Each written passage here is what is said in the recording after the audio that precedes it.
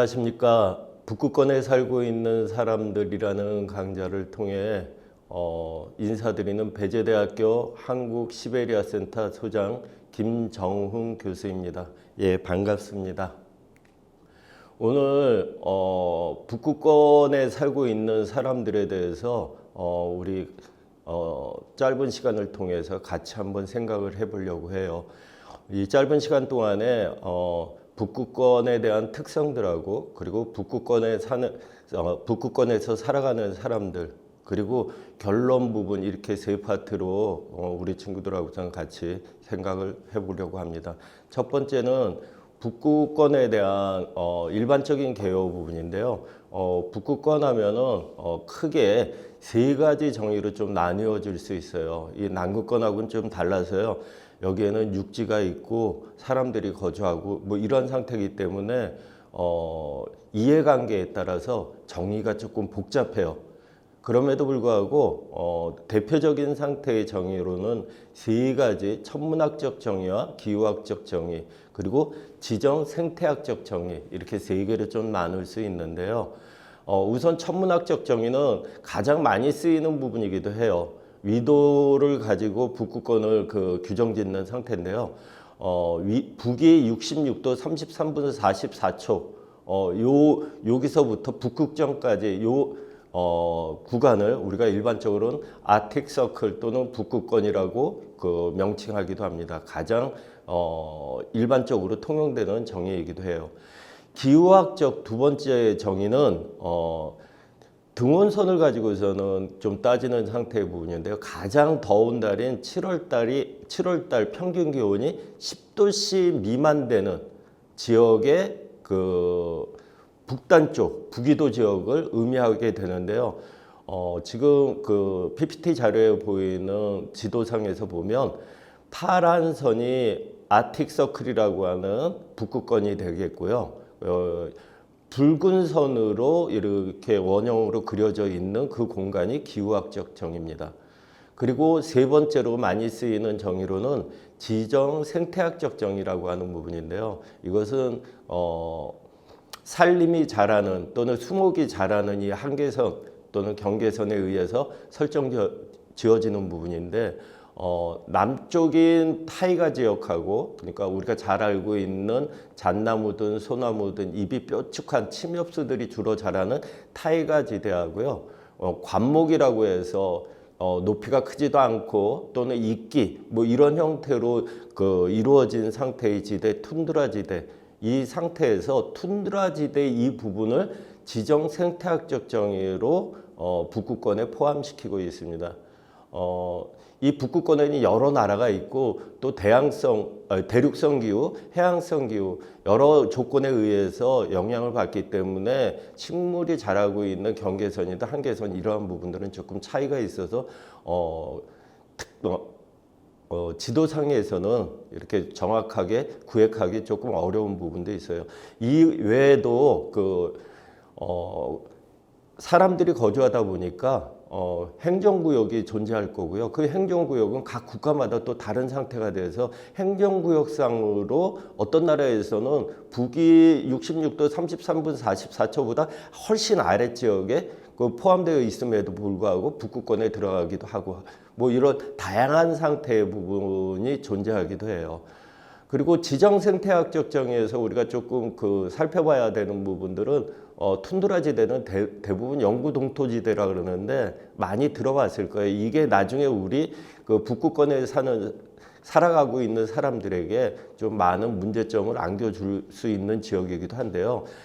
이 영구 동토지대라고 하는 부분은 최소 2년 이상 토양 그러니까 대지의 온도가 0도씨 이하로 유지되는 결빙 상태 이 부분의 토양을 가지고서는 영구 동토지대라고 해요. 그리고 그 흙이나 침전물 바위로 구성되어 있는 밑으로는 최대 수천 킬로에 해당하는 아이스가 얼음이 얼려져 있는 상태의 부분이기도 합니다. 자, 이렇게 간단하게 북극권 정의에 대해서 우리가 좀 살펴봤고요. 그러면 북극권은 어떤 특성을 가지고 있는지 친구들도 잘 알고 있는 상태의 부분이기도 할 텐데 그거에 대해서 잠시만 간단하게 한번 같이 살펴보도록 합시다. 첫 번째는 환경적으로 민감하고 빠른 변화가 전개되고 있는 공간이에요. 근래 들어서 기후변화로 인한 지구온난화 때문에 그 북극해에 떠돌아다니고 있는 바다 얼음, 그러니까 해빙, 이 부분이 감소하고 있다 그러면서 많은 이야기가 나올 거예요. 이 부분에 대해서 조금 이따가 기후 환경 문제에서 다시 한번 논의하도록 하고요. 두 번째는 남극과는 달리 남극은 얼음으로만 이루어져 있다면 북극권은 지도상에서 보여져 있는 것처럼 러시아든 또는 미국이든 여러 그 나라 국가의 영토의 일부분이 포함되어 있어요. 그러다 보니까 사람들이 거주하고 있는 공간이기도 하고요. 자, 북극권 안에 일반적으로 우리가 얘기하는 아틱 서클이라고 선생님 얘기했었던 그 아틱 서클 안에는 8개의 국가가 들어가 있어요. 북극 2세라고 하는 그 거버넌스 기구를 움직이는 국가이기도 합니다. 미국, 러시아, 핀란드, 스웨덴, 노르웨이, 아이슬란드, 덴마크, 캐나다 등이 이 북극권 안에 포함되어 있는 상태의 부분이에요. 그러다 보니까 각국의 이해관계 때문에 많은 문제점이 생길 수도 있는 상태의 부분이기도 하고요. 그리고 마지막으로 조금 전에도 언급했었던 바와 같이 남극의 정의는 간단 명료해요. 그리고 인류 공동의 개발 구간 또는 유산으로서 이미 국제사회에서 인정을 받았고 이것은 개발 목적이나 이러한 상태로 현재까지는 사용할 수 없는 상태로 국제적인 약속들이 어느 정도 확고하게 정해져 있는 상태라면 아직 이 북극권은 자연 및 인문지리의 이질성, 복합성 이러한 부분 때문에 명확한 국제적인 규정이나 의무 이러한 부분들이 존재하지 않고 있는 상태의 부분입니다. 이런 상태이기 때문에 다양한 그 이해관계가 얽혀 있는 상태이기 때문에 북극권에 대한 국제사회의 관심이 뜨거울 수밖에 없는데 여러 가지가 있는데 그 중에서 대표되는 부분 몇 가지만 좀 소개를 하려고 합니다. 첫 번째는 기후변화입니다. 그리고 두 번째는 경제개발, 그리고 세 번째는 군사안보, 네 번째는 과학연구, 그리고 다섯 번째는 사회문화, 북극권에 살고 있는 사람들에 대한 우리가 오늘 강의에서 가장 좀 심각하게 생각해야 되는 부분이기도 할 겁니다. 지금 화면에 떠 있는 그 사진 하나를 좀 보면은 온갖 쓰레기들이 북극권에 이렇게 산재되어 있는 상태의 부분인데 사실은 이건 플라스틱이라고 합니다. 플라스틱 쓰레기가 있는 상태고 거기에 지금 우리 친구들 한번 찾아보세요. 생명체가 3개의 생명체가 존재하고 있어요. 북극여우 3마리가 쓰레기를 뒤지고 있는 상태의 모습인데 포장지하고 비슷한 색깔 그리고 눈하고 비슷한 색깔이라 좀 찾기는 힘들어 보일 것 같아요. 이 북극여우에 대해서도 조금 이따 다시 한번 이야기하도록 하겠습니다. 자, 첫 번째 이슈가 되고 있는 기후변화예요. 이거는 많이 들어봤을 거예요. 사실은 북극권이 얼마만큼 중요하냐면요.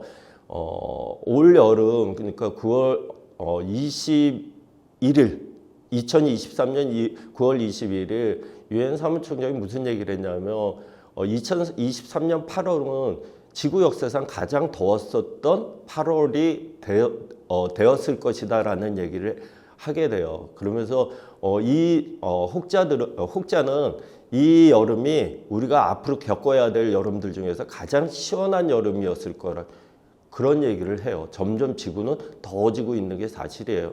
그러다 보니까 북극권의 바다 위에 떠 있는 얼음들이 녹기 시작해요. 근데 이게 큰 문제예요.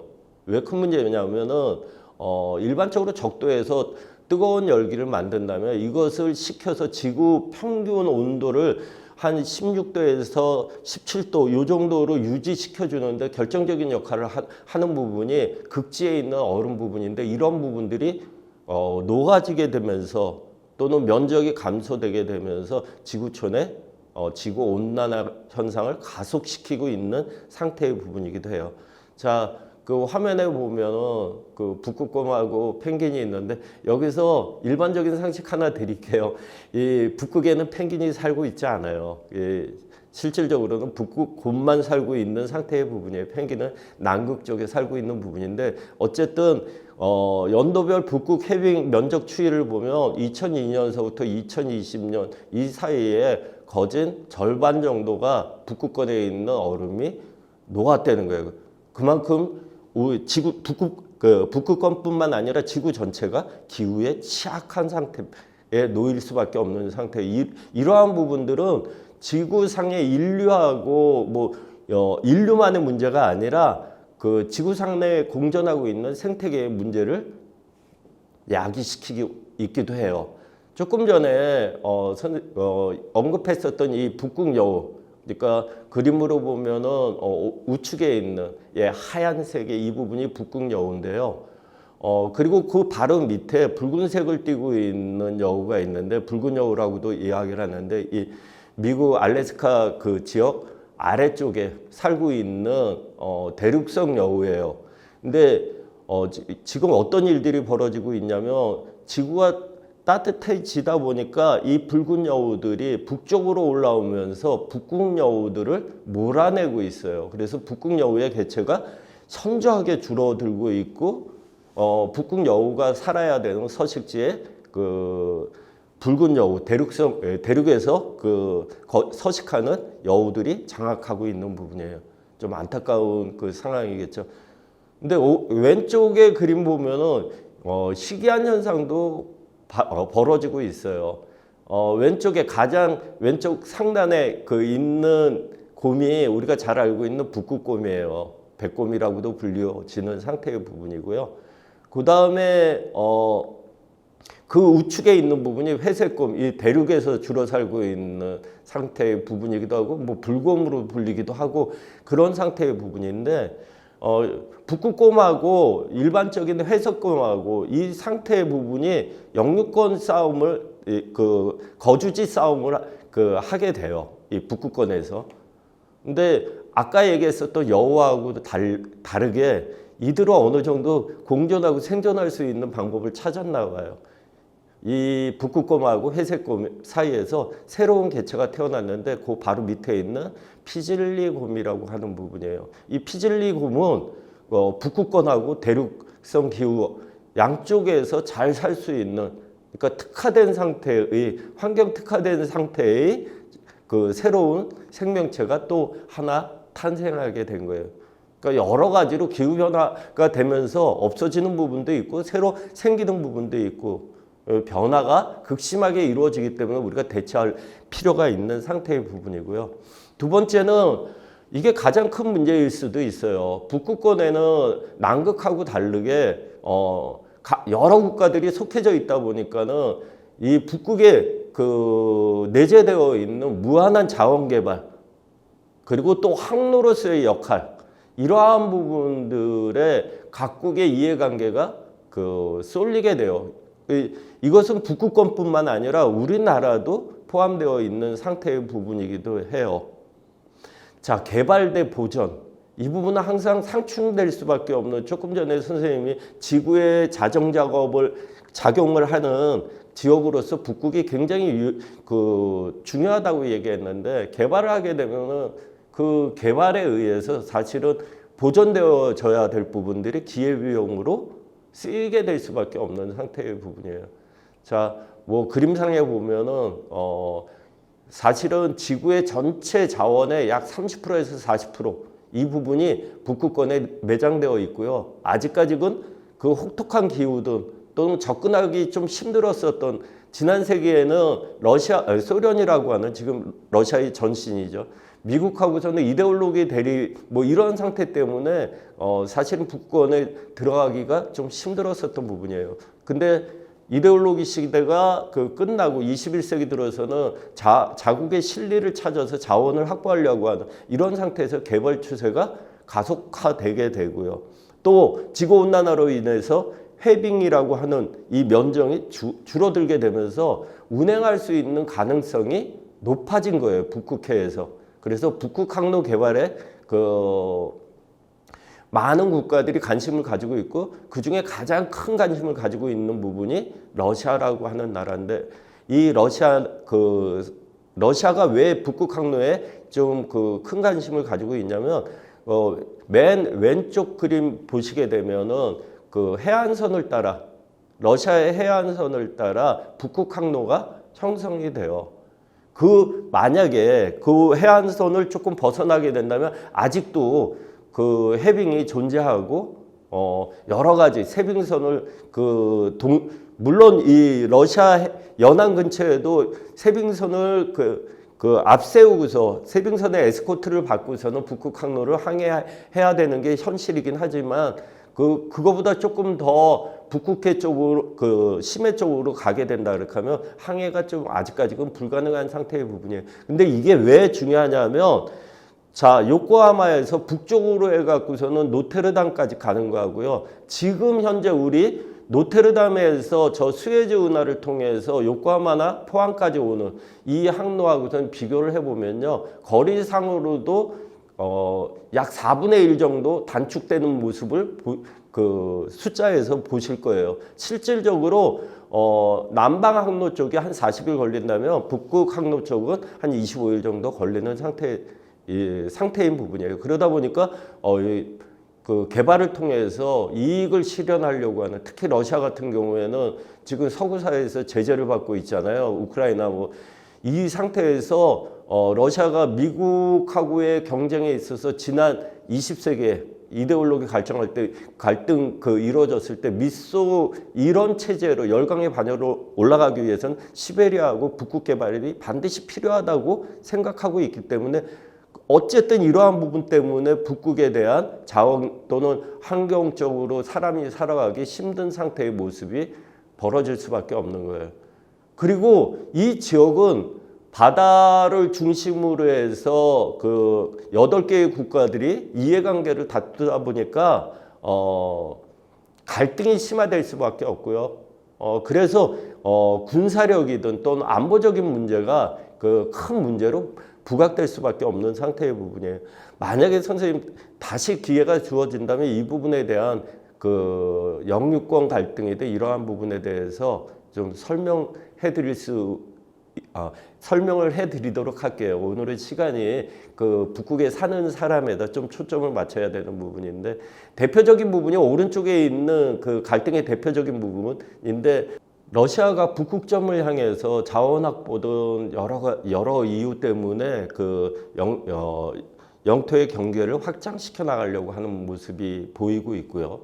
또 미국과 캐나다는 알래스카 이쪽 지역에 수많은 섬들이 존재하게 되는데 국경 획정 짓기가 이게 참 쉽지 않은 상태의 부분이에요. 그리고 3번 이건 2022년 6월 달에 조금 국제사회에서 이슈가 된 부분인데 덴마크하고 캐나다하고 요 경계에 한스섬이라고 3번이라고 하는 요 부분에 한스섬이라고 있는데 위스키 전쟁이라는 부분으로 작년에 국제사회에 조금 이슈가 됐어요.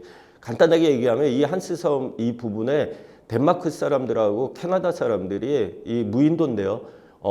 자기 영토라고 하면서 깃발하고선 그 밑에다 자기네 캐나다 위스키하고 덴마크 술들을 심어놨었어요. 이게 실질적인 총성은 없었지만 그런 부분들이 계속 나타나니까 이걸 국제사회에서는 위스키 전쟁이라고도 했는데 이 부분이 우크라이나 전쟁 때문에 캐나다하고 덴마크가 좀 우크라이나 전쟁을 보고서는 경계심을 갖고서는 서로 합의를 하게 돼요. 그러면서 한스섬을 평화적으로 반을 남과 북으로 나누게 되면서 평화적으로 영유권 분쟁을 마친 지역이기도 해요. 다행히도 3번은 끝난 부분이고요. 4번 이 부분은 개발하기도 쉽고 유통하기도 쉬운 지역이기도 해요. 이 노르웨이하고 영국하고 러시아가 이 지역의 석유, 가스 이러한 부분들 그리고 항해 이러한 부분에 대해서 이익을 창출해내려고 하는 이 부분인데 굉장히 가까운 지역에 위치하고 있기 때문에 분쟁의 소지가 앞으로도 계속 전개될 수 있는 부분이기도 합니다. 자, 그러다 보니까 군사기지들이 더 많이 형성되게 되고요. 그래야 안보를 지킬 수 있다는 그 현실주의적 논리 때문에 이러한 상황들이 벌어지게 되는데 북극권이 군사 기지화되고 있는 상태의 모습이에요. 빨간 게 러시아, 그다음에 이 녹색 그린 이 부분이 나토 그 상태의 부분인데 러시아의 그 군사 기지 이러한 부분들이 그 속속 빠른 속도로 구축되고 있다는 이 상태의 그림이 오른쪽에 나와 있는 상태의 부분이고요. 자, 그리고 또 다른 부분으로는 과학 연구 공간으로서의 그 국제 협력이 필요한 지역이라고도 그 할 수 있는 상태의 부분입니다.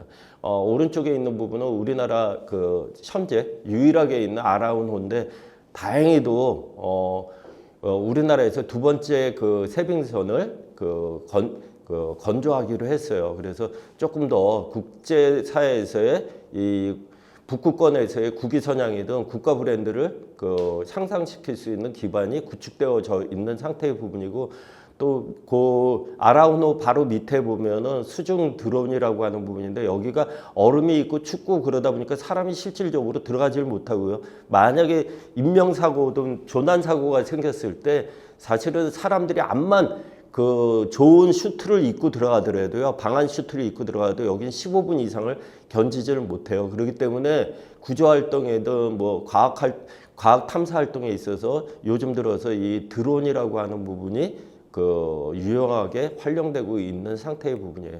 자, 그리고 좀 길게 왔는데 우리가 좀 생각해야 되는 부분들이 이 지역에도 사람들이 살고 있다는 거예요. 선생님이 여기 보면 8개 국가에 있는 다양한 소수민족들을 좀 제시를 해놨어요. 자, 요 좀 구체적으로 한번 들어가 봅시다. 그 중에서 대표적인 상태의 원주민 그룹 하면은 러시아 죄송합니다. 러시아 북극 소수민족협회라고 하는 부분이 있는데 여기에는 러시아에는 그 북극권에 살고 있는 소수민족들이 한 100여 개 정도가 돼요. 이들이 합쳐서 국제사회에서 북극이사회에서 목소리를 내고 있는 상태고요. 그 바로 위에 사미라고 하는 그 민족이 살고 있는데 이 사미는 핀란드든 또는 스웨덴이든 러시아 북부 북유럽에 그 분포되어져서 살고 있는 대표적인 그 북극 원주민이라고 할 수 있는 상태의 부분이에요. 밑에서부터 올라가고 있습니다. 이누이트 경우에는 우리 친구들이 요즘은 이 단어를 안 쓰는데요. 에스키모라고 하는 미국하고 알래스카 지역하고 러시아의 그 동쪽 끝에 추코트카 반도라고 하는 이 지역에 집중적으로 살고 있는 상태의 부분이에요. 왜 에스키모라는 단어를 안 쓰냐면요. 이 부분은 원주민 자체가 좀 듣기 싫어하는 단어이기도 해요. 뜻이 뭐냐면 고래 먹는 사람을 뜻하는 건데 이누이트 자체가 사람이라는 언어를 의미를 담고 있는 언어예요. 그래서 이누이트를 사용하기를 원하고 있고요. 또 알래스카 지역을 중심으로 해서 베링에 있는 쪽에 그이인이든 알류에트든 또는 그 아타파스카 이런 민족들이 대표적으로 살고 있는 상태의 부분입니다. 자, 북극 원주민 현황을 조금 더 구체적으로 살펴보면 개발을 통해서 개발 이익 목적이든 뭐 여러 가지 이익 때문에 북극권에 들어가서 지금 현재 거주하고 있는 사람들을 약 400만 명 정도라고 얘기를 해요. 아틱 서클의 선생님 그 이야기하는 부분이에요.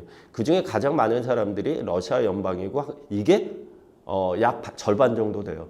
왜냐하면 실질적으로 우리 우측에 있는 상태 10도씨 등원선이든 빨간색이에요. 그리고 파란색 북극 아틱 서클이라고 하는 부분에 북극권 안에 제일 그 넓은 영토를 가지고 있는 게 러시아예요. 실질적으로. 그리고 많은 사람들이 들어가 있고 러시아는 미국이나 알래스카, 캐나다 이런 국가들보다 먼저 지금 북극 개발에 대해서 관심을 가지고 있어요. 그렇기 때문에 국가적인 차원에서 많은 사람들을 이주시켜서 개발시켜 나가려고 하고 있는 상태의 부분입니다.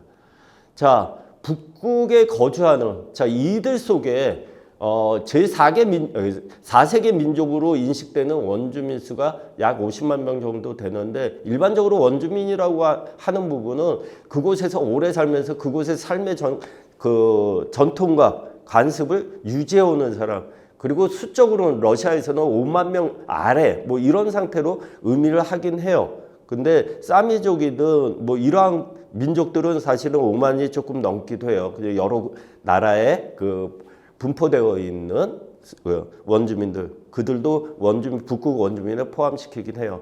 자, 북극 조금 전에 얘기했었던 50만 명 정도가 원주민이라고 그랬는데 그린란드 80% 그리고 러시아가 가장 적은 것으로 표현되어 있는데 이건 반대예요. 러시아가 수로만 따졌을 때 50만 명 중에 제일 많아요. 이것은 거주하는 인구의 3, 4%라는 얘기예요. 그래서 실질적으로는 원주민 수는 러시아에 제일 많다는 거. 그리고 그들 각자는 스스로의 언어하고 전통 문화를 가지고 있어요. 그리고 기후변화 개발로 인해 북극 원주민의 그 생활 공간, 다양한 문화와 언어, 이 존속 위기가 찾아오고 있는 상태의 부분입니다. 이들 원주민들은 살아왔었던 대표적인 경제 활동이 두 개로 조금 그 압축이 될 수 있는데요. 첫 번째는 술록하고 두 번째는 어업 부분인데 우선 술록 부분을 그 이야기해 봅시다. 이들 자체가 그 원주민의 대다수가 그 술록 유목을 하고 있는데 그 오른쪽 하단에 있는 그림 한번 봐보세요. 송전탑이 들어오게 되고요. 또 유전이든 뭐 이러한 부분 때문에 사실은 이 술록들이 거주해야 되고 하는 상태의 부분에 있어서 어려움이 생기게 돼요. 또 아까 선생님이 영구동토지대 이 얘기했었는데 여기서 좀 얘기하려고 그러는 부분인데 이 술록들이 딱딱한 그러니까 수천 킬로미터를 1년에 그 이동하게 되는데 바닥이 딱딱해야 발바닥을 다치질 않는데 지금 지구온난화 때문에 땅이 질퍽거리다 보니까 얘네들이 그리고 이 얼음이 녹다 보니까 땅이 꺼져버려요. 싱크홀이 생기고 대규모의 싱크홀이 생기다 보면 얘네들이 술록 애들이 다니던 길을 잃어버리기도 하고요. 그 빠져서 고통을 받기도 하고요. 여러 가지 어려움을 겪고 있는 상태의 부분입니다. 다시 얘기해서 개발로 인해서 원주민의 대표적인 경제활동인 술록 유목 활동이 축소되거나 위협을 받고 있는 상태의 부분이에요. 어업 활동도 마찬가지죠. 지금 북극 개발은 항로 개발이든 유전 개발이든 자원 개발이든 대부분 연안에서 이루어지고 있고요. 북극 그 원주민들도 실질적으로 여기 선생님 그 사진 몇 개를 보여놨는데 연안 근처에서 고래를 잡든 바다 사자를 잡든 뭐 그 연어를 잡든 이런 상태의 어업 활동으로 살아왔었던 부분인데 개발이 현대식 개발이 가속화되면서 이들의 삶의 공간 그리고 생태계 보존이라는 상태에서 이들의 어업 활동 그러니까 고래 사냥이든 뭐 이러한 부분에 있어서의 개체수 조정 이런 것들이 들어가요. 근데 사실은 이들이 살아남기 위해서는 고래든 이러한 부분들은 이들이 1년에 일정 부분을 섭취해야 돼요. 왜냐하면 이 지역은 태양이 굉장히 적어요. 그래서 태양으로부터 흡수해야 되는 인간이 살아나가기 위해서 반드시 필요한 비타민 D 이러한 부분들을 고래 피로서 사실은 보충을 해왔었던 부분이에요. 근데 이러한 부분들의 생활적인 환경들이 그리고 개발로 인해서 거주지가 이들이 살아나가야 되는 영토들이 축소되거나 변형되면서 어려움을 겪고 있는 상태의 부분이에요. 자, 그래서 선생님 한번 북극 원주민 문제를 제일 큰 문제가 되는 것들을 몇 개 좀 뽑아봤어요. 북극 원주민들은 오랜 기간 사용해온 고유 언어와 문화를 보유하고 수렵 및 유목 등의 전통 생활을 유지하고 자신들만의 전통 지식을 축적해오고 있어요. 이게 굉장히 중요한 부분인데요. 지구상에는 다양한 기후들이든 생활 조건들이 있잖아요. 그렇게 하면 거기에 맞춰서 생활할 수 있는 방법들을 우리가 갖춰야 돼요. 지난 코로나 시대 한번 봐보세요. 만약에 똑같은 생활 방식으로 가지고 있던 바이러스 하나가 들어오면 이게 그냥 전멸될 수가 있어요. 근데 다양한 삶의 양식을 갖추고 있다면 일부분은 피해를 보더라도 전멸하지는 않는다는 거예요. 그래서 인류 공동문화유산 이런 그러니까 인류 공동의 측면에서 봤을 때는 문화의 상대성이든 특수성이든 다양성이든 이러한 부분들에 대한 자료들이든 이러한 부분들의 생활 여건들은 반드시 보존해야 되는 상태의 부분인데 북극권이 아쉽게도 지금 여러 가지 면에서 위기 상황에 처해 있는 부분이에요. 자, 이어서 동일한 상태의 그 의미를 담고 있는 부분인데요. 개발과 기후 등의 환경 변화로 전통적인 사냥과 어업과 같은 경제 활동도 붕괴되고 있다는 거예요. 위에서 선생님이 개발 때문에 이런 일들이 벌어지고 있다며 지금 기후 문제도 그렇다는 거예요. 또 원주민 인구 감소 및 비북극권 지역으로의 이동 등으로 커뮤니티가 그들만의 공동체가 지속 가능성 위기에 빠져 있다는 거예요. 개발하기 위해서 개발지에서 술록 목축지에서 쫓겨나기도 하고요. 정부에 의해서 강제 이주 당하기도 하고요. 또 생활 여건 조금 더 좋은 생활 여건을 찾아서 큰 도시로 이주하려고 하는 그런 상태의 모습도 생겨요. 근데 대부분 이주한 사람들에게는 여러 가지 사회 문화적인 상태의 문제점들이 생기게 돼요.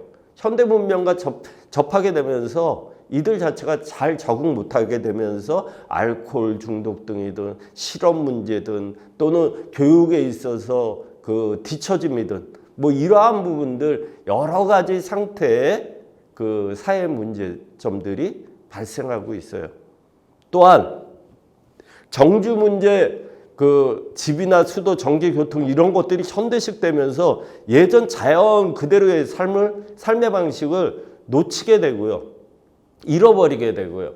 뭐 이런 상태의 부분에서 어정쩡한 상태에서 현대식 문화를 받아들여서 아직까지 그들의 고유 문화하고서는 접목시키는데 어려움을 겪고 있는 상태의 부분이에요. 대표적인 부분이 선생님이 붉은 글씨로 좀 이렇게 볼드체로 좀 강조해 놓은 부분이 있는데 녹색 식민주의라고 하는 부분이 이들 경제활동이든 사회 삶에 있어서 굉장히 큰 문제점을 주고 있어요. 이것은 국제사회가 사실은 북극을 지속가능한 개발 상태로 유지하기 위해서는 좀 한번 되씹어 봐야 되는 상태의 부분인데 녹색 식민주의라고 하는 부분이에요. 우리 친구들 많이 들어봤을 거예요. 녹색 성장이라고 하는 그린 디벨롭먼트라고 하는 자연을 보존하면서 개발하는 부분. 이러한 부분들인데 이게 과연 가능할까 하는 부분이에요. 이거보다 상위 단계는 블루 디벨롭먼트라고 해서 청색 경제라고 하는 부분이 있는데 청색 발전. 아직 그 단계까지는 조금 힘들고요. 그러니까 자연 있는 그대로 놔두고선 개발할 수 있고 발전할 수 있는 방법을 찾아 나가야 되는데 아직까지는 녹색 발전. 근데 이 녹색 발전이라고 하는 부분이 환경 보존하면서 또는 그 최소한의 피해를 주면서 발전을 한다? 예, 근데 이게 원주민에게는 큰 문제점으로 와닿는 거예요. 우리 입장에서는 환경을 그래도 적게 훼손시키니까 하는 상태의 문제, 이야기를 할 수 있는 부분이긴 하지만 그들에게 있어서는 전통 방식이든 생활 공간, 생활 방식을 상실하게 되는. 자, 밑에 녹색 식민주의라고 하는 부분을 좀 설명했는데요. 환경정책을 통해 채택된 감소 조치, 즉 물, 자연 자원 등에 대한 정치, 경제적 통제가 오히려 예부터 사용하던 사람들에게 피해를 주는 거. 좀 어렵죠, 말이. 쉽게 얘기하면 제주도나 이런 데 가면 풍력 발전기 있죠.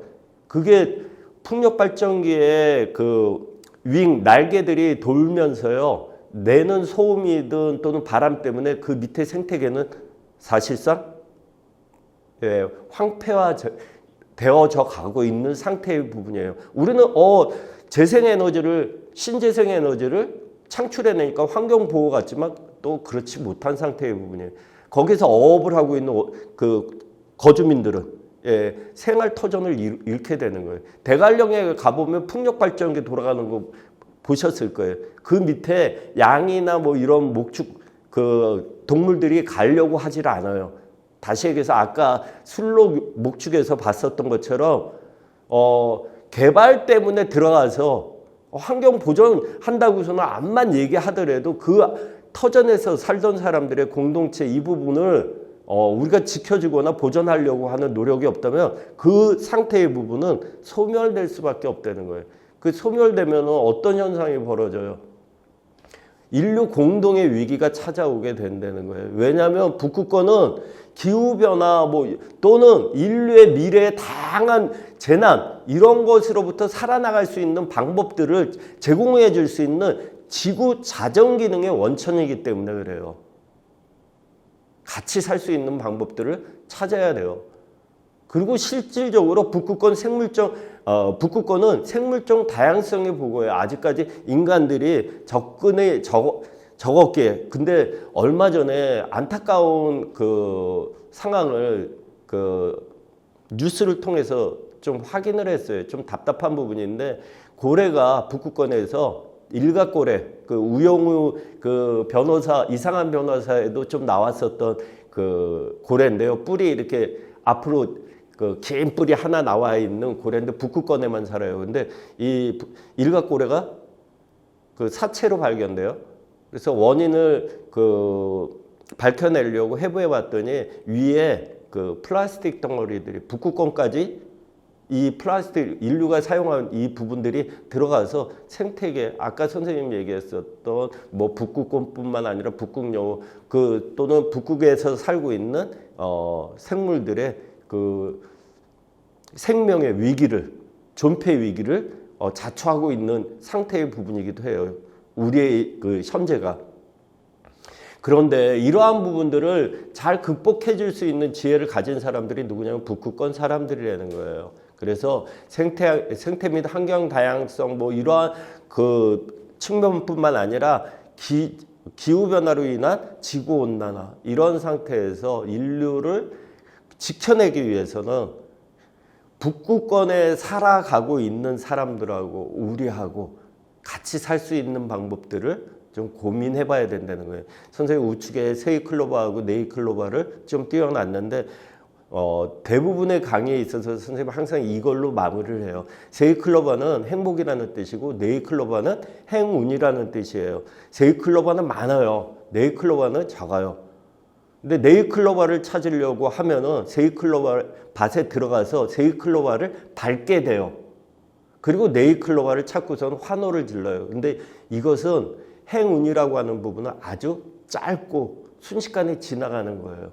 수많이 널려 있는 지금 우리 옆에 있는 세이클로바를 밟고서는 행복이라는 것을 밟아가면서 행운을 찾으려고 하는 거 아닌지 북극 개발 또는 북극 보존하는 데 있어서 세이클로바하고 네이클로바가 주는 의미의 이러한 부분을 좀 한번 생각해보는 상황이 됐으면 좋겠습니다. 북극권 사람들도 인류의 부분이고 그들을 통해서 우리가 공존할 수 있는 방법을 찾아 나가야 될 때라고 생각합니다. 자, 오늘 북극권 사람들에 대한 강좌는 여기서 마치도록 하겠습니다. 예, 감사합니다.